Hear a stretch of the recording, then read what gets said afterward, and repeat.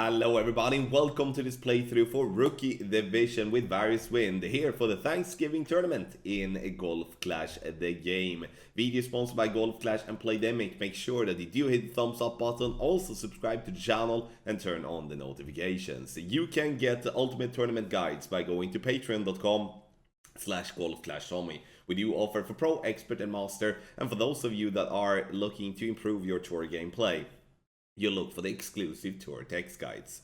In the info box on the right hand side, you will see the club distance adjustment, elevation adjustment, also what ball and club type I suggest you to play with. Have in mind that those are all suggestions and you don't have to follow it if you don't want to, but there's always a plan behind it. So let's go to hole number 1.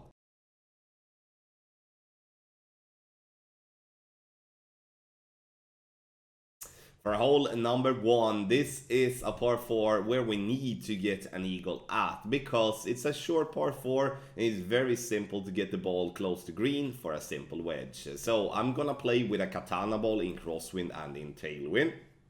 For those that do want to simplify the drive even a bit more, can use a power 3 ball, power 5 ball, or even power 4 ball, or even a power 5 ball.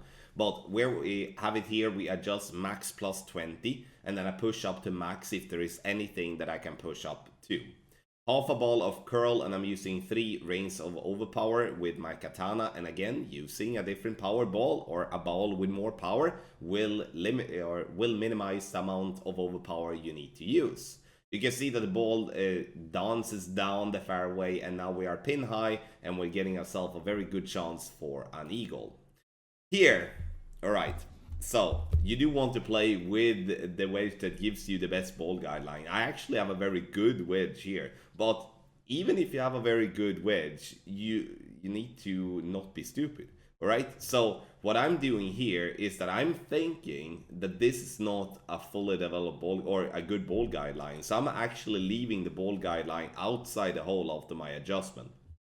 But when it is in such a low level here with the Firefly, that kind of fools me a little bit. So I should have aimed right at pin. Now we're going short in line. But the thing with a wedge, especially with the skewer that's suggested in the info box or any other wedges that is in a low level, it often does not have a good ball guideline, so you need to leave the ball guideline short so you give it room to roll. Otherwise there is risk of coming in too hot, and you will then have a problem getting it to drop for an eagle. But again, don't be as stupid as I am here and misjudge the ball guideline, because that could cost you. And in my case, I'm starting off with a birdie, which will be one less shot than many of my opponents.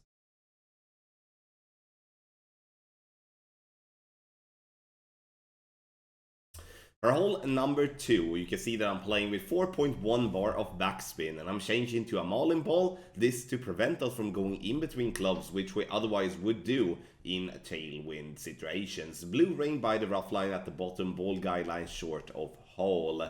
And we're gonna play minimum distance with a 20% over adjustment, or at least that is what I would like us to do. Here in the video, I do unfortunately use only 10% elevation. So we need to crank that up and play minimum distance plus 20 for a better outcome. You can see that the ball will bounce on the fairway up towards the pin, and the speed is perfect. The only thing that is not absolutely perfect is the direction. So we need to tweak that a little bit to get this ball to drop. But however, hole number 2, it's a very good, sorry, not very good, but it's a tough one to get an hole-in-one on. But, you know, I'm gonna lie if I'm saying it's impossible.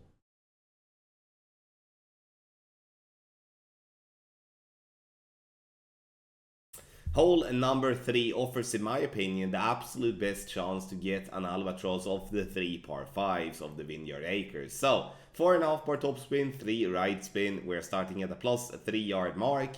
Adjust max plus 10. I push up to max. And then it's time to go with half a ball of curl to the right, together with just a tiny bit of overpower. If I would be having tailwind of tee, I would not go with any overpower whatsoever. I would just push up and let the ball do the job, or let the ball and the wind do the job. So we get to 336. This positions us nicely to do a rough bump.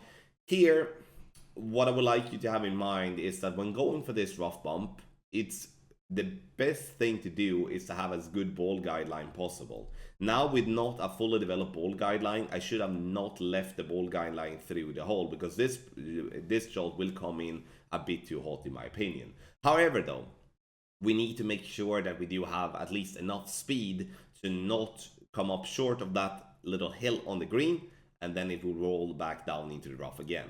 What you can do if you do feel very uncomfortable with a rough bump like this is to pack the Saturn instead of the backbone.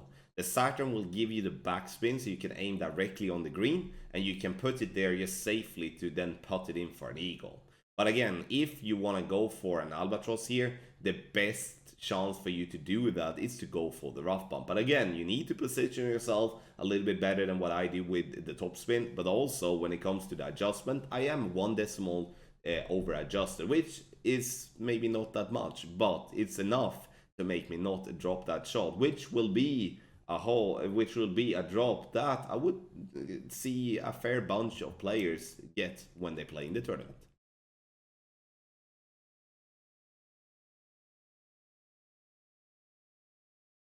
For hole number 4, I'm gonna play with my backbone, and I'm gonna play with a basic ball. The reason for a basic ball is due to the fact that we don't really need anything else here. It's a pretty straightforward hole. But what I would like you to have in mind though is play with the long iron that gives you the best ball guideline. So if you do have an upgraded Grizzly, or you do have an upgraded B52, then those clubs would be better. But in my situation with the clubs I have, backbone level 8 is the one that I do have the best ball guideline with. The reason I don't really care about the accuracy is because we can hit great left, great right, perfect. We're never going to be close to the rough line, yeah, anytime. Max plus 20 is what I'm using, together with some backspin. The backspin will vary depending on what wind angle we're going to have. You see that the ball bounces up and we are just burning the left edge. We cannot really be any closer. And unfortunately, getting that close could be due to, yeah, just not having a fully developed ball guideline, and we're not just aiming it correctly. So it's very tough to know if we're aiming in a good way, because we don't see the ball guideline, or we actually have a wrong adjustment. I keep saying, in this case at least, we have a good setup. We do have a good adjustment. We just need to set up the ball guideline and our club correctly.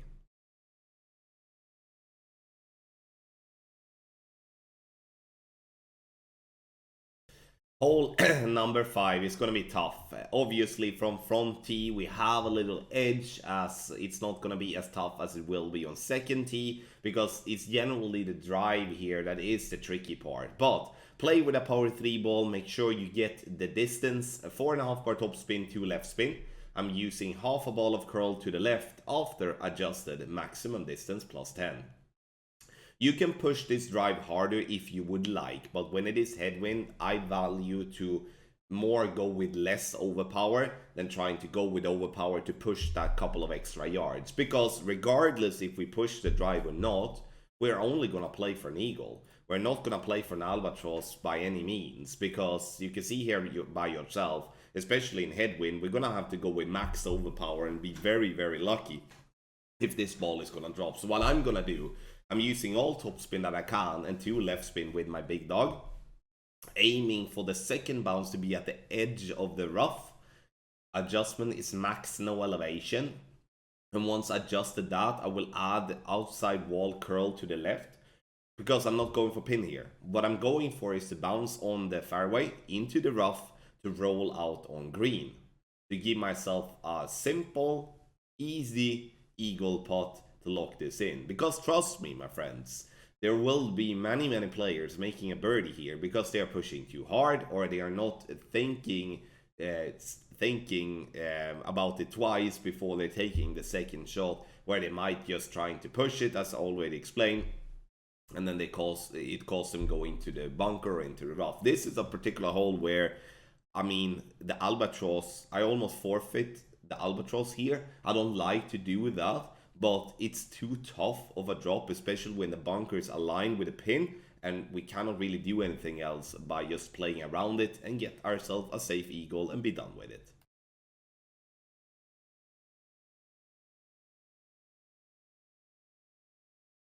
Hole number 6, and I would like us to play with a quarterback in any type of wind that is crosswind and also tailwind. But whenever we do have any form of headwind, we do need to change to the extra mile or to any other club that gives us more power.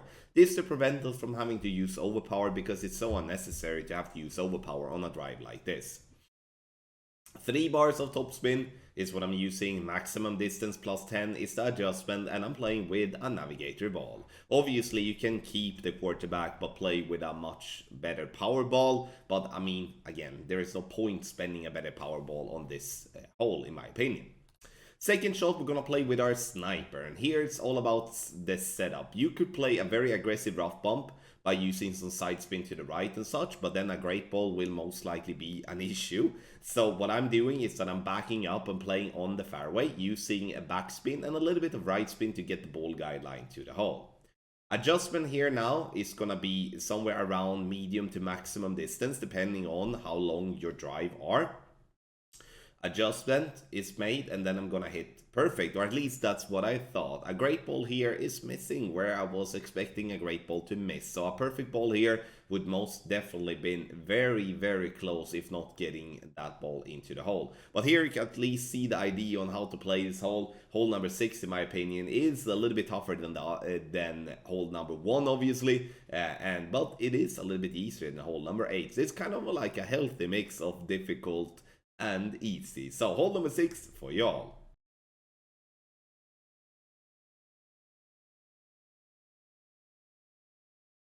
Hole number 7 will be the toughest of the par 3s to get a drop at, in my opinion. The reason for that is the ball guideline. Once again, you can hear me complain about that a lot, but having a not fully developed ball guideline makes you having to guess if you are aiming spot on. You can see here that I'm using 0.2 right spin and 2 back spin, aiming just right of pin. At least that is what I'm aiming for.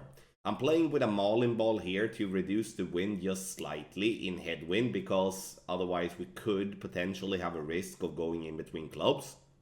But overall though, I would like us to stay here with a Marlin kind of regardless of what wind direction we're gonna have, because it could be good to use a little bit side spin here and there as well, as we are using here in the video also. Max plus 10 is adjusted, hit perfect, and this ball will bounce on the fairway, getting up, and we are burning the left edge. Needed just a little bit more side spin or a little bit more adjustment. But again, it could be also due to the fact that we are not aiming straight towards where we want to be. But hole number 7, it's definitely the opportunity for a drop, but it's definitely going to be the toughest of the par 3s to get it.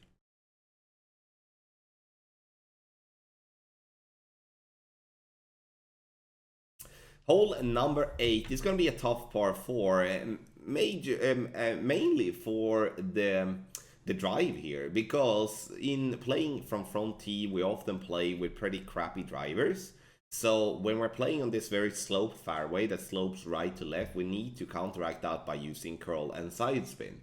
I mean, it's not the worst drive in the world, but it's definitely a difficult one, because if we don't use curl or side spin and side spin, we're gonna potentially roll into the rough on the left.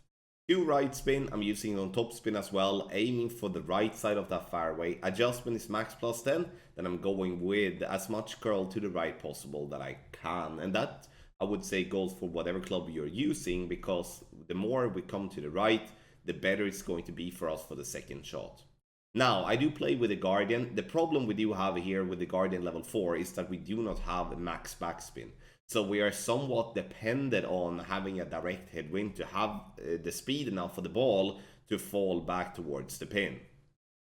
So, but I do believe that the Guardian play here is definitely going to be the best and most consistent way for you to get a birdie without having to go for a very aggressive and skinny rough bump. That's not something we do want to do, because then a great ball would be, you know, rough or bunker. So we're using the back slope there of the fairway to fall back down, and if you do have a lower level Guardian, you will most likely not be able to reach back towards the pin. But if you do have a Guardian with max backspin instead, then you have definitely a possibility to get this one to drop. No elevation and it's true distance, you will be more closer to max than mid. That's why the max number is in the info box.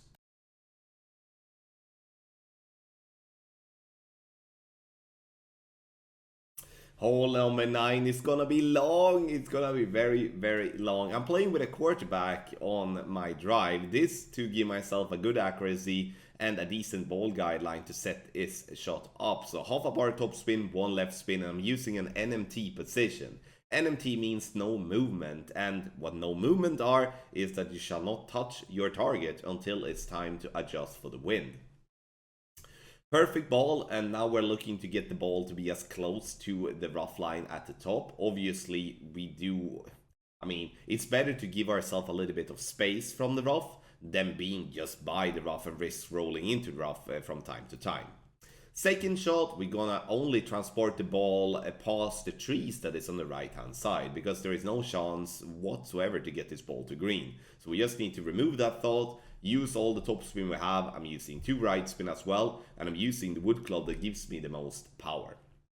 Adjust this max snow elevation, and then I'm going to have to use some overpower as well. And this to absolutely make sure, once again, to get past the trees that we do have on the right hand side, because if we don't, then we are not going to have a shot towards the pin, and then that's going to equal a birdie. Now we do have an open shot towards the pin, and then we will have a possibility to shoot for an eagle.